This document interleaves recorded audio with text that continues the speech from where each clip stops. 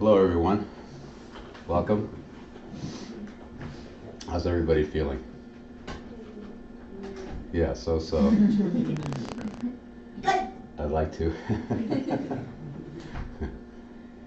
We have a Menahuni here in the crowd. I'd like to introduce you to a shamanic concept. How many of you have read Carlos Castaneda?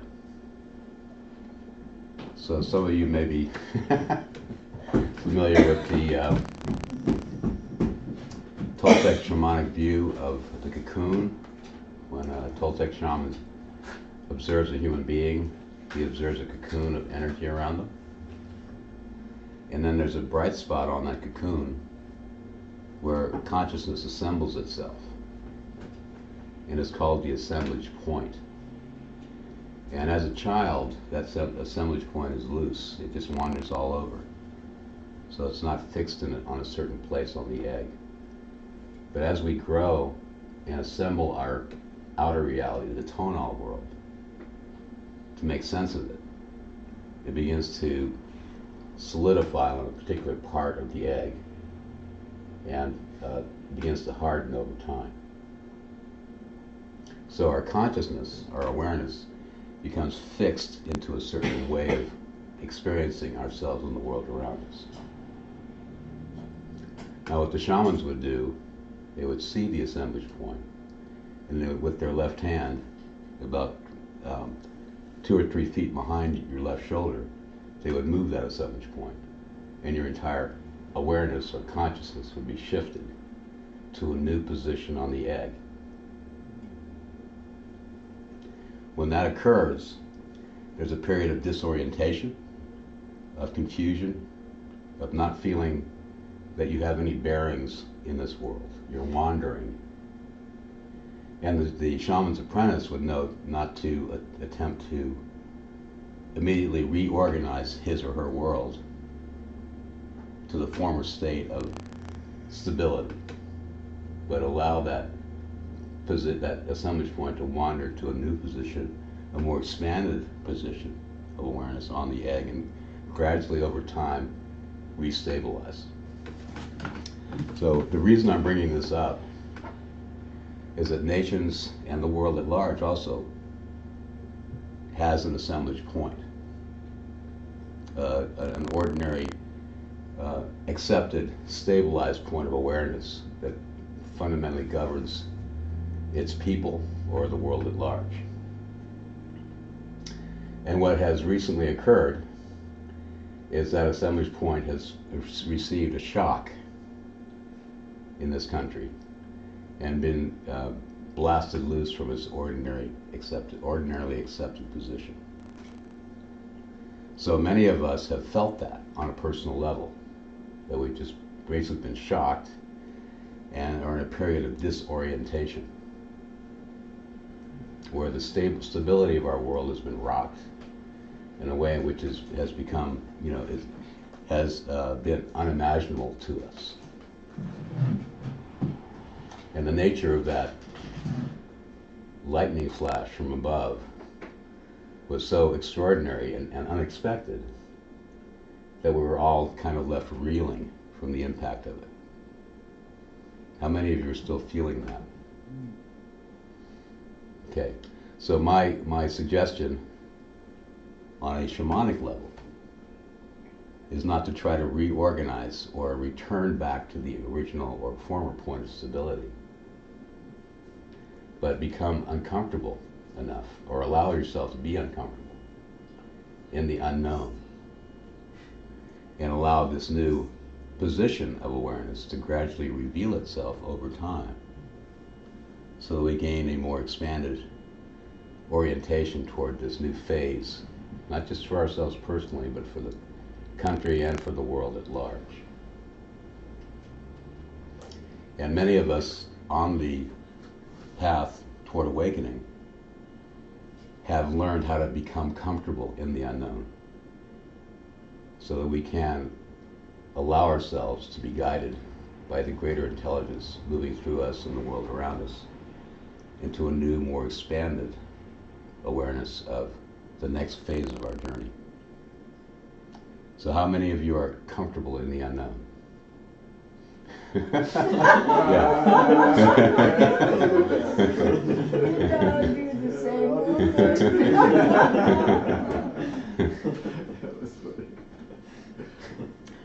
Yeah.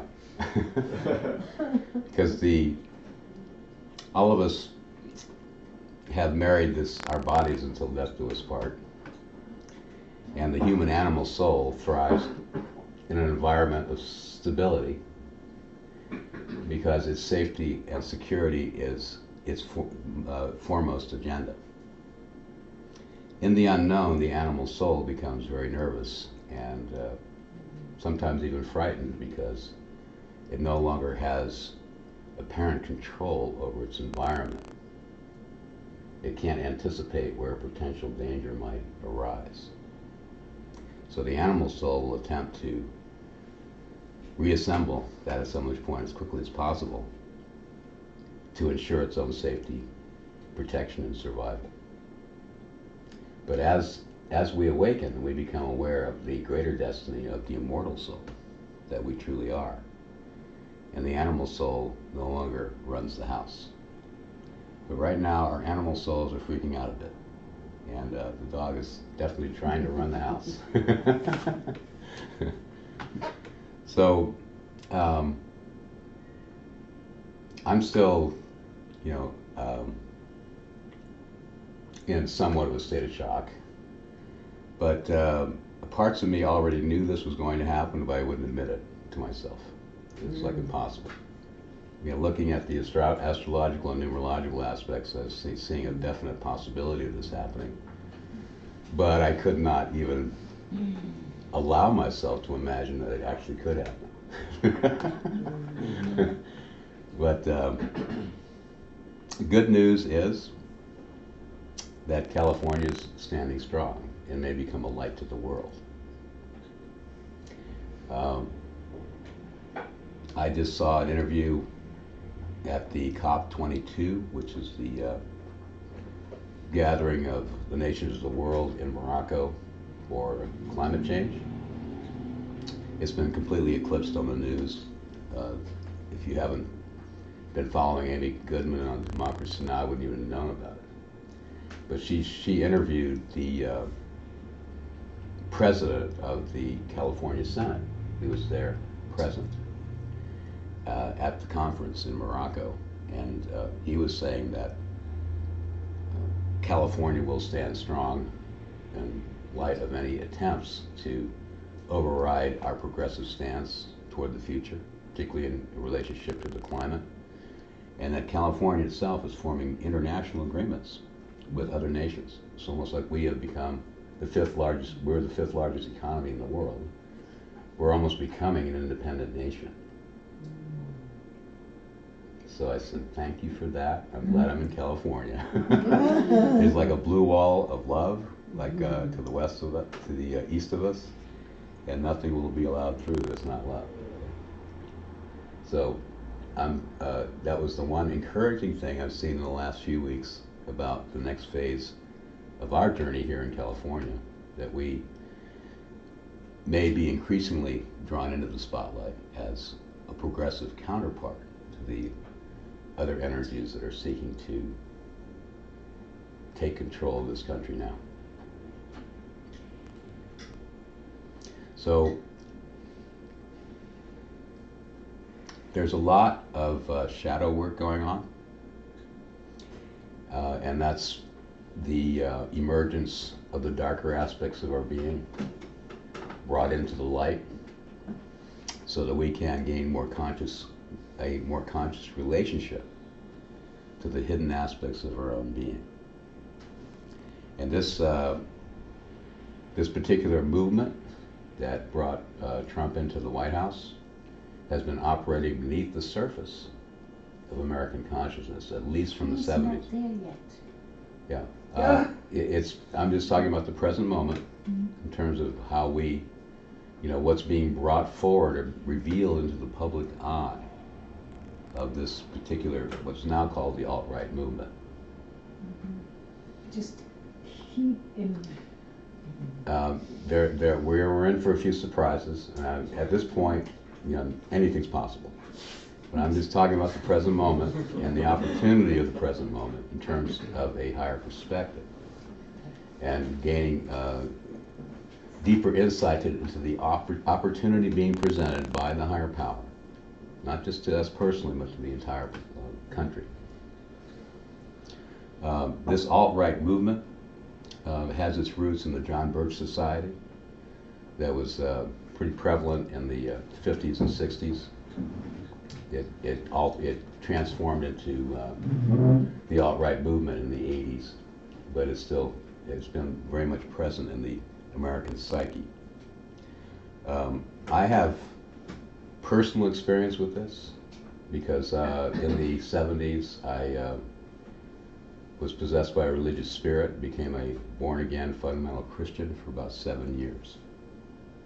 So I have direct experience with this religious spirit that manifests through the alt-right, and you can feel that we're dealing. The candidates involved are like the tip of the iceberg, and we could easily be distracted by Donald Trump or Hillary Clinton. But the body of the iceberg is a spirit they carry as an archetype with them, with all the people who support them, and the spirit of the energetic signature of the spirit that moves through them. So the alt-right, this religious spirit channeled through fundamental Christianity, is embodied by his advisor, Steve Bannon. Have any of you been following this? Okay. Yeah, Steve Bannon is this like Karl Rove was Bush's brain. Steve Bannon, the owner and operator of Breitbart, as the platform upon which this alt-right movement functions, is basically Trump's brain. And if you do take a look into his history and the spirit he carries, it's based in this fundamental religious Christian view. It's very apocalyptic in its nature, and it has a strong fundamentalist undertone. This is like the counterpoint to what we see with ISIS and the other fundamental Islamic cultures that are arising to invade the consciousness of the human race, because fundamentally what's going on is, at this point, and reaching a climax in a way, is a battle for the very soul of humanity. So we're finding these religious spirits arising that have influence over thousands, if not millions of souls, attempting to insert themselves in between the human soul and the higher power. And once that occurs, then the human soul is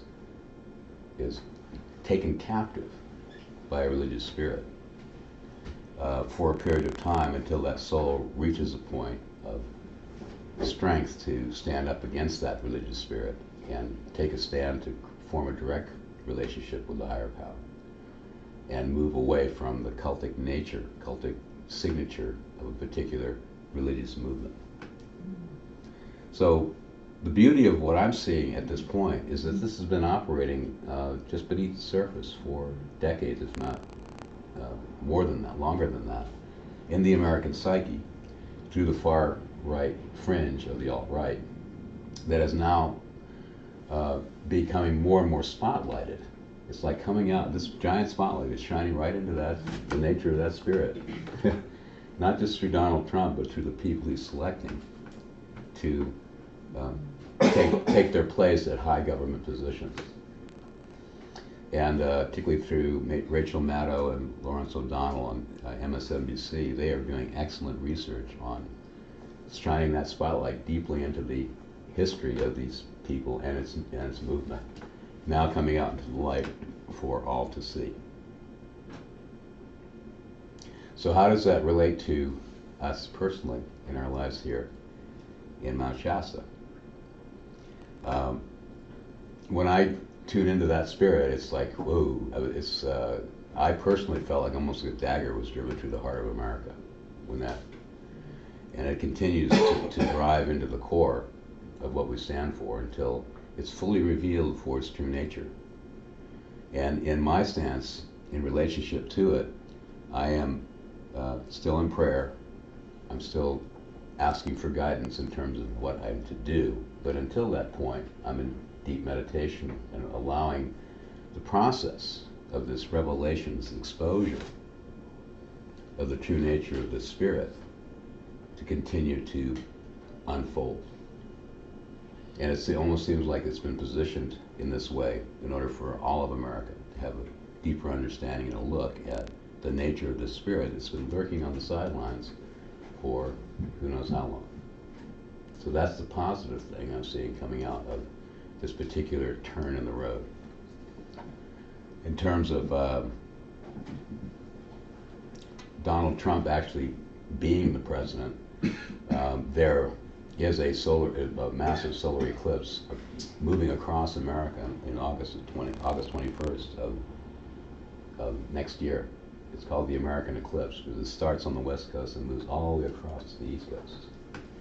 And on August 21st, exactly conjunct Donald Trump's ascendant and Mars.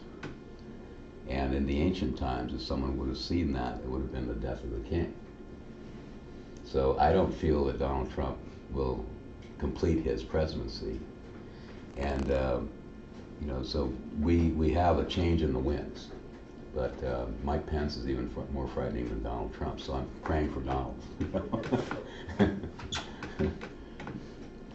So how are you all dealing with the movement of your assemblage point? Let's put it that way. Mm-hmm. How are you finding peace and balance within the storm? Or have you found it yet? Breathing deep. Breathing deep, okay. And knowing there's a greater purpose unfolding? Yeah. Asking to be open. Mm-hmm. Trust in the divine plan. Yes. Trusting in there's a greater purpose unfolding. There's a gift being offered, an opportunity being offered to awaken to a deeper and more profound experience of love than we've known before. And that appears to me to be the opportunity being presented, because these two sides being at each other's throat for the last couple of years especially, have really polarized one against the other in a way that I haven't seen before in an election. Hillary Clinton is now at 1.4 million votes ahead in the popular vote. Do you all understand the difference between the popular vote and the electoral vote? That we don't really actually elect the president, the Electoral College does. Yeah. So the Democrats have actually won 7 out of the 8 last elections by popular vote for president. In any other country in the world, Hillary would have been president. Al Gore would have been president. But because of the Electoral College, which was put in place by the Founding Fathers because they did not trust the common knowledge of the people to elect the commander-in-chief. They didn't think the common knowledge of the people was up to par to be able to elect a person in the United States to such an important position. It was true of every other election except for the commander-in-chief, the president of the United States. So they came up with this brilliant idea of having a specially chosen group of people from the elite called the Electoral College to make a final decision about who actually would be elected president. So this hasn't been an issue. There are only 4 times in the entire history of the United States where the popular vote, the vote of the people, was superseded by the Electoral College. 2 in the 1800s. And then there was like a 120-year period where that didn't happen. And then Al Gore, everybody knows about that. And then now Hillary Clinton. Al Gore's decision was highly controversial. He won by about 550,000 votes over George Bush. But now Hillary Clinton's at 1.4 million And there's still 2.8 million votes left to be counted in California. And we voted 2-1 for Hillary over Trump. So she can wind up with over 2 million more votes than Donald Trump by popular vote. So this is creating a real challenge to finally defeat or remove the Electoral College from our election system, which would be a great move. Now, interestingly enough to me is that I saw when Al Gore was running, he had an exact Mars-Pluto conjunction in his natal chart. The Mars-Pluto conjunction is the most explosive combination of energies possible. And it seemed like it was impossible that every turn where he should have won, it seemed like some higher power stepped in and made sure he didn't win the election. I mean, he didn't win his home state, Tennessee. He didn't win Arkansas, Bill Clinton's home state. And if he had won New Hampshire, just 4 little electoral votes, he would have won the election. But every one of them, to everyone's shock, it's like something interfered with him becoming president. And then Hillary Clinton also has an exact Mars-Pluto conjunction in her chart. The most explosive combination possible. Both of them, Al Gore and Hillary Clinton. And it seemed like the universe just stepped in and said, sorry, we can't take this risk. And the impossible happened again. Same thing. So, as challenging as it is to our normal consciousness, it seems like there's a greater intelligence working through this change in our world for the greater good. How that's true, I'm not quite sure yet, but it is unfolding on some level to our greater good. So, any questions at this point? So hard to trust Hillary anyway. Mm-hmm. So, yeah, I think, yeah, it's just so hard to put it together. Mm-hmm. Well, the tip of the iceberg was distracting everyone. It was not about Hillary or Donald Trump. It was a body beneath them, but supporting them, the spirit that they carry into office. And you look at the Democratic position with Bernie Sanders would have played a big role in that administration. And the others, and the feeling, undertone, the spirit that you would have carried into office. The high feminine, would have been a completely different energy than the body of the iceberg that Trump is carrying into office now. And I know most of you don't watch the news, but I've been watching carefully how the nomination process has been unfolding, who he is choosing to be his closest allies. Trump is a shapeshifter. He can just take any form he chooses. But when you watch the people he chooses to support him and surround him, then you get a clearer view of what, Trump's brain's like. If there is one. Sorry. So I know we're all deeply concerned, and many of you are picking up on the inherent violence of this religious spirit called the Albright. Not necessarily physically, but to the spirit of love and the power of healing, of the advancement of consciousness on this planet. But sometimes the Heyoka needs to step in and present the opposite before the true can show its face.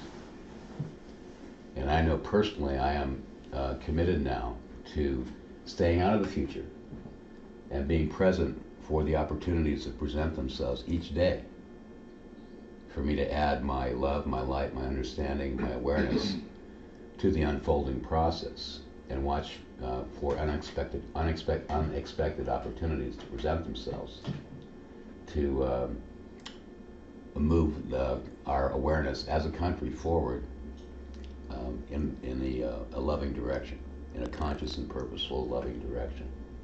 So each one of us has the ability to do that with each other, and through our involvement in community efforts, taking a stand when it's necessary, but not front-loading the future, because I feel like 2017 has a few surprises in store that we can't even imagine or anticipate at this point. So watch this story unfold. Sometimes the darkness needs to come out fully into the open so we can see and understand its true nature. People will realize increasingly that a lot of what Donald Trump said is not going to happen. And those people who have supported him may become disillusioned and finally awaken to the nature of this extreme position that leads nowhere and into potential danger, not just here in this country, but around the world. I mean, the rest of the world sees us a lot more clearly than we do. And, you know, they're just like, what did you just do, America? I mean, come on, wake up. But we have needed to learn this lesson for quite some time, and hopefully we learn the lesson the easy way and not the hard way. That's my prayer.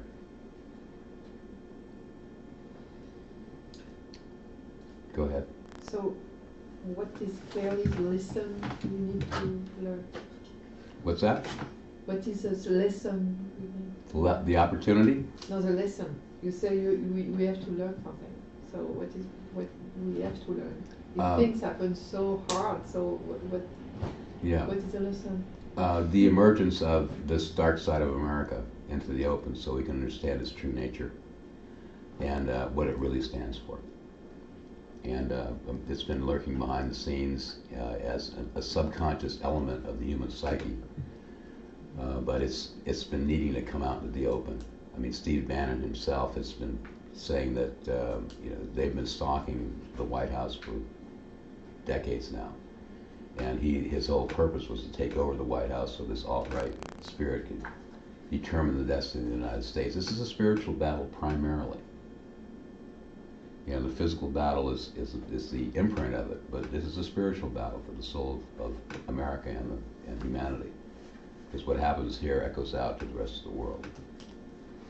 And the teaching involved is unfolding for me as a process. I'm watching this carefully to see how we recognize the true nature of the beast that's been embraced here. And so they can come out fully into the open and be seen for truly what it is. And that in itself is a teaching. Is that clear? Yeah. Mm-hmm. Anybody else? I know you're all still feeling the heaviness of it, but start by being thankful for being in Mount Shasta, in California. And you know, we have the power to create a movement of love and an example of love wherever we stand, wherever we live, with whomever we speak. And sometimes there is a division in the road, and it's important to honor that difference and divide yourself from those who would follow an opposite path for a period of time until they come to their senses. And I'm finding more and more so. I'm drawing clear lines in the sand about where I stand and what I will allow in my world. And that's because I love and respect myself.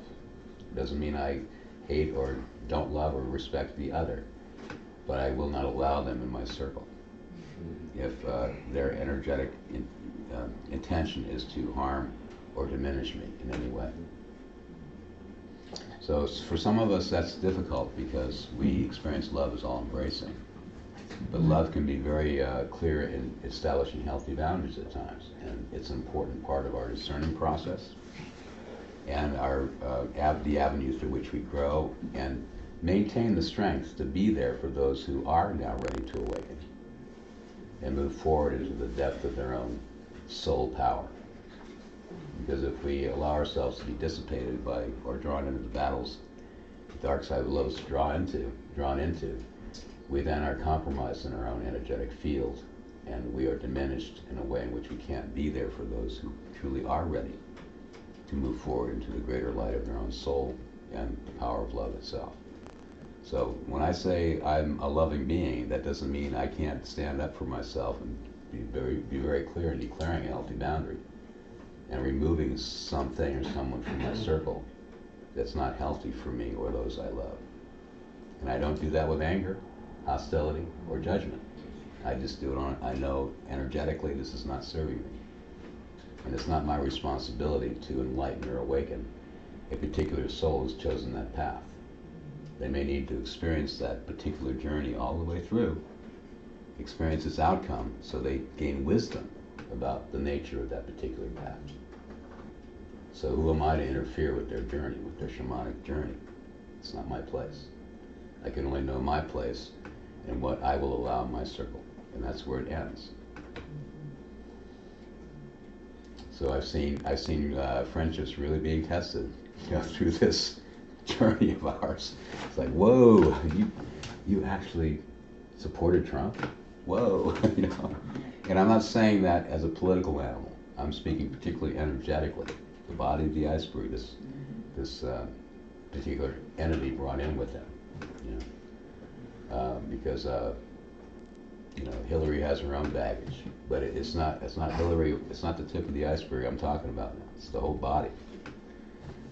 And the more you tune into the difference between the two, you can really discern the spirit behind these particular movements and decide where you stand. I received clear guidance to be so discerning and trusting the gut feeling again and again, trusting that gut feeling. Mm-hmm. Because so much will be just given out, for people to be distracted and right. I mean, the alt-right is very cunning, and I've seen many people in the awareness movement be taken in by the propaganda of the alt-right movement, and particularly a lot of the conspiracy theories that the alt-right movement is propagated on purpose, particularly around the Council of the Elders of Zion. Anybody aware of that? What that is? Yeah, the Council of the Elders of Zion is the propaganda tool that was actually created by Tsarist Russia at the turn of the 1900s, the early 1900s. This all came out when the Soviet Union fell and the Stasi records were open to the rest of the world, and it was revealed that this Council of the Elders of Zion, the Jews ruling the world and all that, was purposely was a propaganda tool created by Tsarist Russia to turn the Jewish people into the enemy. And this actually became the foundation for Nazi propaganda also. And the alt-right has really embraced that and spread it around to turn the Jewish bankers into the evil ones, ruling the world and all that. That's all based in that protocol at the Elders of Zion document that was a propaganda tool created by Tsarist Russia. And yet the Christian right, the fundamentalist far right, has really embraced that attitude. That's why the KKK and white supremacists have really embraced the alt-right movement. And that's around. The KKK itself is doing a victory march for Donald Trump. The white supremacists. So I'm saying this because it's being revealed now to the general public, and that's the spirit, the body of the iceberg behind Trump, behind the alt-right movement, and particularly this guy Steve Bannon, who's become like the most trusted counselor. He's like the Karl Rove to George Bush. The brain. He's like Trump's brain.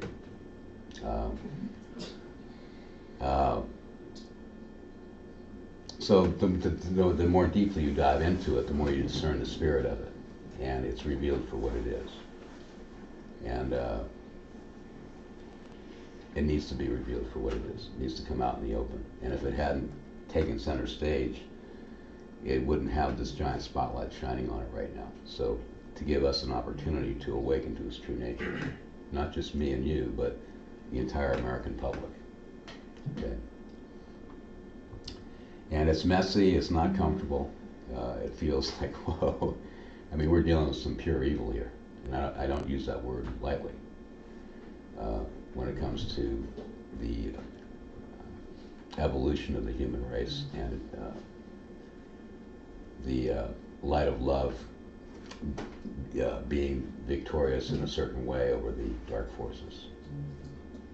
I mean, love never seeks to be victorious over anything, but in terms of its taking a stand and becoming the dominant frequency that gathers humans together, that's love's purpose, love's intention.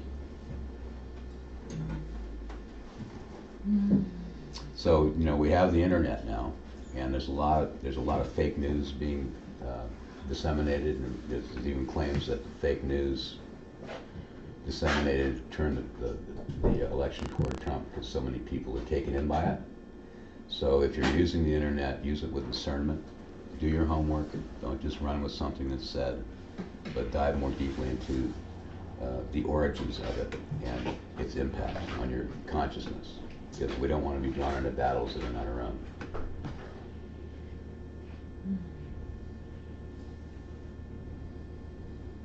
So there is light at the end of this tunnel, and it's not a train coming toward you. What is the astrological support for Bernie Sanders? Bernie Sanders has Mars in Aries, and this Uranus-Eris conjunction I've talked about in previous talks is sitting right on his Mars, so I knew Bernie was not going to be done either way. And he's taking more and more of a role as he's being given a position in the next phase of the Democratic Party as the outreach.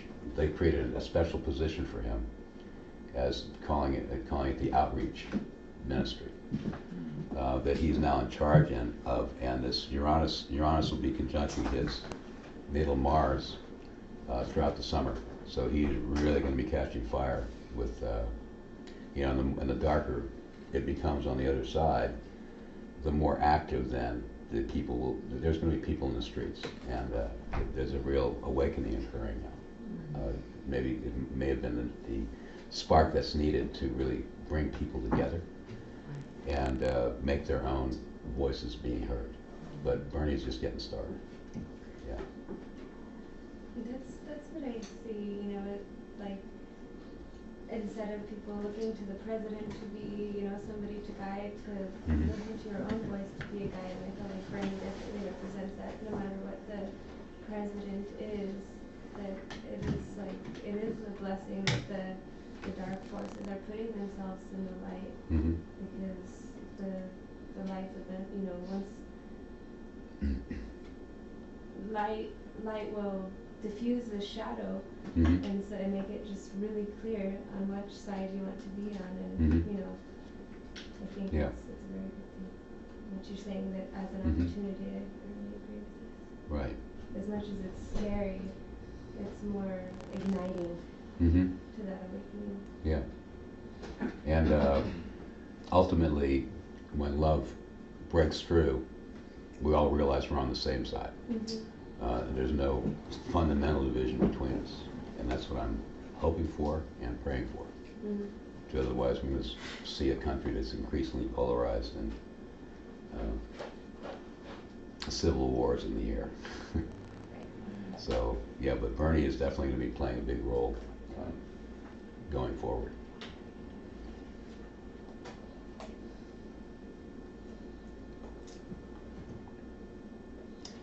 So, yeah, I wasn't even sure I was going to show up tonight, but here I am. Because I felt like, well, I'm still deeply in this process. I'm not sure what the outcome is going to be, but I'm fully engaged and committed to staying present with this unfolding, knowing who I am, and knowing there's a greater intelligence working through it all, even though I have no idea what it's doing at this point in terms of, wow, this turn on the road was completely unforeseen. But this Uranus-Eris conjunction I've been talking about, this major seeding of a whole new frequency, brings in unexpected, you know, monkey wrench turns in the road to offer an opportunity for us to take our power and take a stand in the truth of our being. And sometimes we have to be pushed against the wall a little bit before we speak up and take that stand. And it seems like this is exactly what's happening. The adversary can really aid us in clarifying what we do stand for. Sometimes it's a little fuzzy, but have an adversary show up in your life and demand that you clearly state who you are, and you get clearer in the process.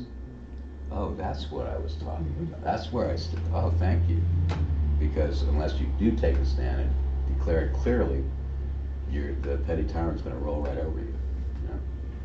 So we choose funny ways of awakening sometimes, but in hindsight, you realize the greater intelligence offering an opportunity even in the darkest moments. So I'm still asking for greater clarity about that, but I know it's moving me into a deeper aspect or part of my being than I've ever experienced before. A place that is immovable in a storm. So where is that place that's immovable within you? Where do you take a stand and say, in love, in the strength and power of that love, this is where I will not be compromised. This is the truth of my being. This is who I am, regardless of anyone or anything in the rest of the universe takes this stand. This is where I stand. And we become an immovable force when we do that. The power of love in motion.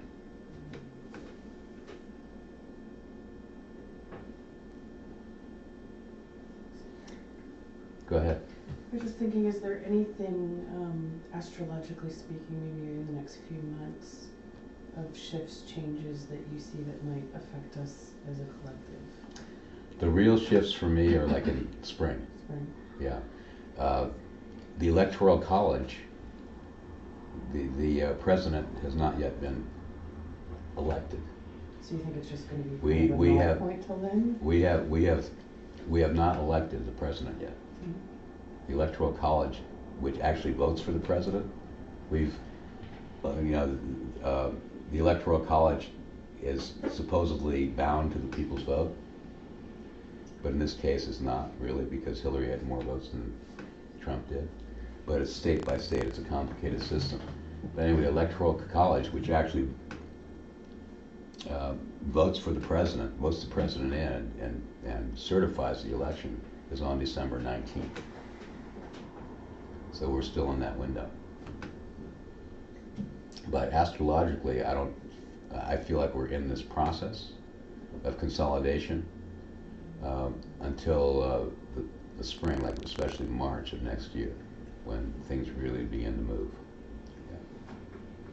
But Mercury goes retrograde in Capricorn, the latter half of December, and there's going to be a reevaluation of the right use of power, particularly at the presidential level, and the integrity involved in taking that position of responsibility through the first week of January. But there's so many things being held that haven't found the ground yet. It really is an unstable environment that I'm hesitant to even look beyond the first of the year at this point, and really staying purposely with the process, looking for opportunities to add my love and clarity to the unfolding process, and not attempting to front load the outcome. And during periods when you're navigating the unknown, there is this tendency to go on overdrive to figure out what's going to happen. Because our animal natures, like I said, know they're mortal, and will seek to understand the outcome of the situation as quickly as possible so they can feel safe and secure. And it's a discipline and a practice to stay in the unknown, not a surrendered, but in a flexible state where the outcome cannot be known or determined because free will is involved. And to be present with the unfolding process as it reveals itself. And that's a discipline on the shamanic path, where the world around you becomes a magical event unfolding. And that magic is revealed to you almost daily. Your inner intent, your commitment, your reserve, your resolve to to follow the path of love, that's unshakable. That's at the intent level. But in terms of the actual physical manifestation, that becomes a magical event unfolding for you as an opportunity to further your awareness. And we're still in that kind of fluid state right now. We can't really know the outcome. So that's what I suggest each one of you practice and learn to stay present with and watch for the opportunities present themselves to you. Go ahead. On that same note, what you're saying, yesterday I was picking cards from and had Hebrew letters on it that, like, you ask a question and you pick a card just that you're guided to, and it was like how to remain peaceful during this transition. And what I got was 70, and I don't remember the Hebrew name of the letter, but it was called Higher Self and Eye of the Storm. So higher self and I are the same word in Hebrew, and so just like to keep the higher purpose in mind, and like it's like, you know, the eye of the storm is going crazy all around, but the eye of the storm is very still, and so I felt like that is kind of like, you know, what you're saying, to keep your eye on the higher purpose, you know, and stand strong. Yeah. Really stand. Yeah, there's like a tube running through you. It's called the rod of power. That's the eye of the storm. It's the storm can be swirling around you at 150 miles an hour. But when you step into the center, I actually experienced that. I was raised in Miami. And, you know, massive winds blowing, and then boom, silence. And we all walked out in the stillness. You could feel the presence of the higher power. It's so completely quiet because everything was silenced, you know? And you could feel this gentle updraft because the winds come up through the center at the same time lifting you. And it was, wow, I mean, you could feel the presence, even though I wasn't just a kid, of some higher power there. But the thing people don't remember is that the eye moves. You can't just stand there. You gotta move with it. Otherwise you get blown away on the other side of the storm, you know? It's like, so once you find that sacred garden, that eye of the storm within you, to stay present for its movement throughout the experience. Okay? Yeah. Beautiful. So I and the higher self are the same word in Hebrew. Cool. Sweet. Thank you for that. So you're psychic. Do you have any insight on what's going down here? I think just to remember to trust. Everything's happening. You know, this is one of those things I say, I wish God would send you an FYI note to explain it, and then you're gonna later go, oh yeah, that's why. Trust that everything's happening for the good, even though you don't understand it. Yeah. And definitely, you know, I'm not in astrology, but I definitely feel a big shift in March, April. Okay. So you're coming, confirming and that. I'm a firm believer in looking at this as an opportunity. So you're confirming the shift in March. Okay. Thank you for that. Yeah, because that's when I'm sensing the real rubber meets the road. An opportunity for a huge, huge awakening, and you know, just like Guru, you know, Guru is dark and Guru is light. You've got to go through the dark to get to the light, and you know, we live in a very skewed community. As you know, kind of we live in a very kind of awakened community compared to the rest of you know, the nationals. We are very lucky to live here, and then I think, you know, I've just been encouraging everyone to step in your light, and how many people can you get to? What are you going to do? Because we're not relying on you know, someone to make all our choices or guide us. This is for us to come, you know, look within and guiding ourselves, and how can you affect other people? Yeah. You know, or what are you going to bring to it? So that's my. I think this is for us to each step into our own individual strengths. Yeah, the first step in doing that is to make peace yourself with the experience and find that anchor where the eye of the storm. Because I sense that many of us are still a little wobbly. You know, we're not quite there yet. So You checked out the I'm process. feeling it, but I'm not pushing it. You know, I'm saying, yeah, my assemblage point has been shifted big time. And this is natural to the process of shifting to a deeper center that can't be compromised, because my center was compromised in this one, which is really surprising to me. You know, there's very little that can do that for me, you know. But this time I was like shaken to the core. It's like something much bigger than me was going on. And it's still being revealed. And if you guys haven't been following the news, you know what?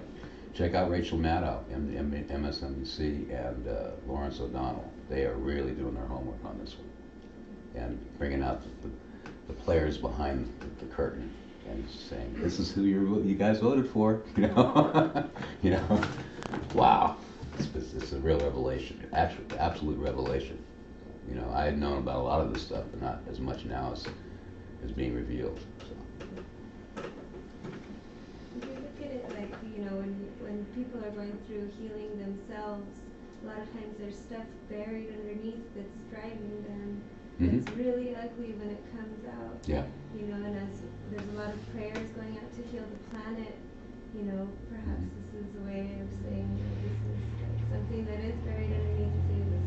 I can't remember the name you call it, The alt-right? Yeah, that, like if that's been, you know, driving things underneath the surface, like, you know, you gotta get that out if we really want to heal, you know. Yeah. Yeah, discern the spirit of what of the person you're looking at or examining. Not so much their actions or their appearance or origin, but feel the spirit moving through them. That's when you really get a deeper insight into what's driving them or what's moving them. Yeah.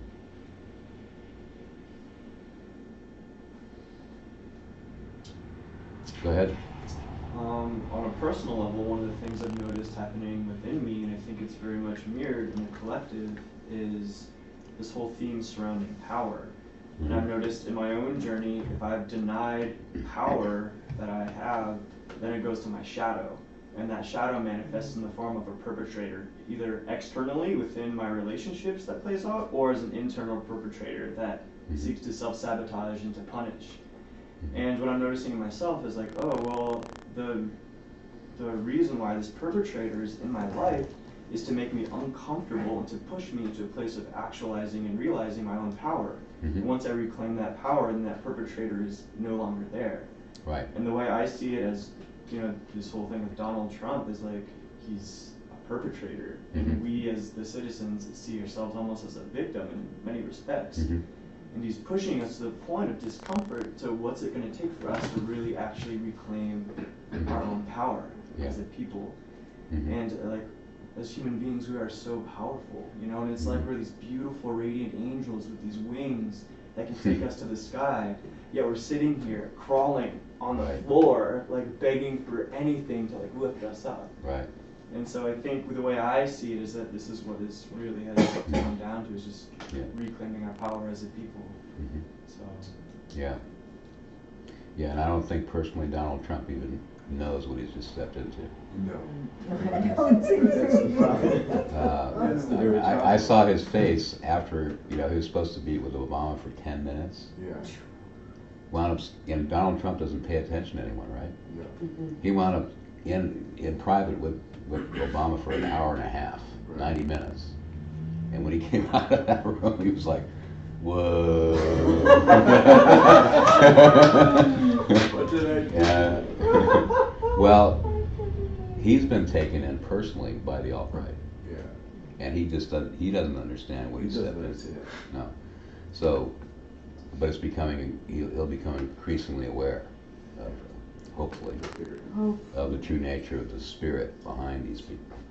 And we'll see what happens. Because he was a Democrat until 2012. He went to Hillary's wedding. Yeah, exactly. She went to his wedding. She went to his wedding. Yeah. The Clintons were in town, so they went to the Clintons. Yeah, so, you know, he's just, he's a toy man, you know. Toy man, he can shapeshift to either side. Geminis can do that. Hope there's no Geminis in the audience here. Gemini, double Gemini. But Geminis have a way of seeing both sides of the coin at the same time. And you'll watch Donald Trump say one thing and then the opposite. Yeah, that's the And like you can problem. take your pick, That's the problem. you know, and that's why you can support, you got support for either opinion because they're both opposite. And the process of Gemini is to state both, you know, one and its opposite to get clearer about where the middle is. And most people don't realize that's what Gemini's doing. So they can get very confused by the conversation. Even Donald Trump himself, you know, is listening to what he's saying and saying one thing then the opposite, and he's trying to come to the center by looking at both sides being equal, you know. And so that's the process. Do you do that much in your own life? You see both sides of the same coin? I'm a bridge. Yeah. Yeah, I'm a bridge. You can see how either side could be true? Yeah. Yeah. Mm-hmm. Yeah. Could you speak about Venus going retrograde in March? Yeah, that's a little ways. Well, that's a little ways away, but that's a In really general. that's one of the most beautiful signatures I've seen in a long time. Let's see, that'll be is that in March? I think that's right. Give you something to look forward to. That was what I thought. Yeah, March. It goes retrograde in Aries, but as I mentioned in previous talks, Jupiter being in Libra now, Venus is carrying a lot more weight than usual. During the inauguration, January 20th, we have this exquisite Venus in Pisces, Neptune in Pisces conjunction, which is the exaltation of the high feminine. So I'm looking at, you know, Melania saying maybe she has a few surprises for us. But if he makes it that way. But anyway, Venus will be going back and forth over the zero Aries point, go back from Aries back into Pisces 3 times in the late winter and early spring. So really beautiful awakening and empowerment of the high frequency feminine. So that's something to look forward to. I'm a Gemini. You are. So you should like Lewis over here. He's a Gemini too. Maybe you should run for president. John F. Kennedy was a Gemini. George Bush Sr. was a Gemini. And now we've got Donald Trump. Confused of what you were saying. What's that? Confused of what you were saying. So am I. Join the club.